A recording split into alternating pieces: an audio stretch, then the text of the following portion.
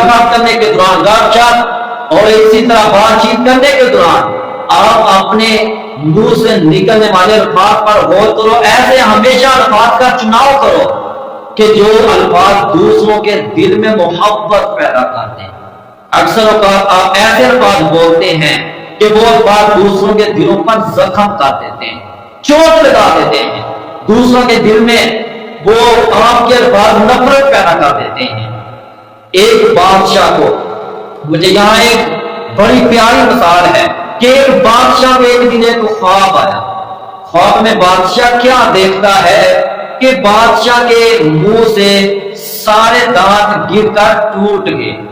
جب دانت ٹوٹ کے بادشاہ دیکھ رہا ہے، خواب میں صبح ہوتی ہے، بادشاہ بڑا پریشان کہ آخر اس خواب کی تعبیر کیا ہو سکتی ہے.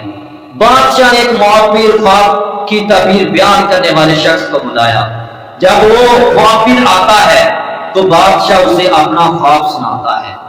اب غور کرنا ذرا، معبر اس خواب کی تعبیر یہ بتاتا ہے کہ بادشاہ سلامت، آپ کے خواب کی تعبیر یہ ہے کہ آپ اپنے تمام گھر والوں کو اپنے سامنے مرتے دیکھو گے.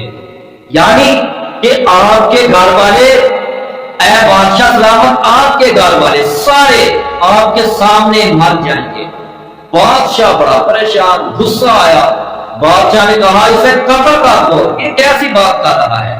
تو اب بادشاہ اپنے خواب کی تعبیر پوچھنے کے لیے ایک اور معبر کو بلاتا ہے.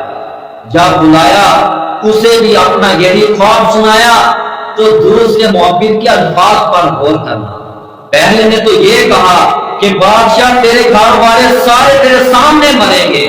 اب دوسرا اسی بات کو کن الفاظ کے ساتھ بیان کرتا ہے. اب دوسرا تعبیر بیان کرنے والا آدمی آتا ہے، معبر. وہ کہتا ہے بادشاہ سلامت مبارک ہو، اللہ آپ کو آپ کے تمام گھر والوں میں سب سے لمبی زیادہ عمر عطا فرمائیں گے. تو بادشاہ نے خوشی میں اتنا خوش ہوا کہ خوشی میں اس کو بڑا انعام دیا. اب دیکھیں مطلب ایک ہے لیکن الفاظ کے اندر کتنا فرق ہے کہ دوسرے مدبر نے، تعبیر بیان کرنے والے نے کیسے الفاظ کا چناؤ کیا. بات ایک ہے، مطلب ایک ہے، لیکن بیان کرنے کے لیے جو الفاظ استعمال ہوئے ان میں فرق ہے. مطلب ایک ہے کہ اب بادشاہ اپنے سامنے اپنے سب گھر والوں کو مرتے دیکھے گا. یہ سخت الفاظ ہیں. اور دوسرے نبی نے کیا بتایا کہ بادشاہ تجھے اللہ نے اتنی عمر دی ہے کہ سب گھر والوں میں سب سے زیادہ آپ کی زندگی ہوگی، آپ کی عمر ہوگی. تو ظاہر بات ہے جس کی سب سے زیادہ زندگی ہوگی تو ظاہر بات ہے اس کے گھر والے اس کے سامنے مریں گے. تو بادشاہ خوش ہو گیا.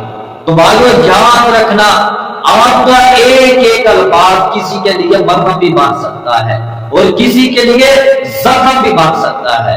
تو اب اختیار آپ کے ہاتھ میں ہے کہ آپ کس طرح کے الفاظ کا چناؤ کرتے ہیں، کس انداز میں، کن الفاظ میں کسی سے بات چیت کرتے ہیں. تو میرے بھائیو، آپ کو میری آج کی یہ بات بڑی اچھی لگی ہوگی. تو اس بات پر ہمیں سب کو چاہیے کہ عمل کریں، غور و فکر کریں تاکہ ہم سب اپنے پیاروں کے ساتھ ایک اچھی زندگی گزار سکیں.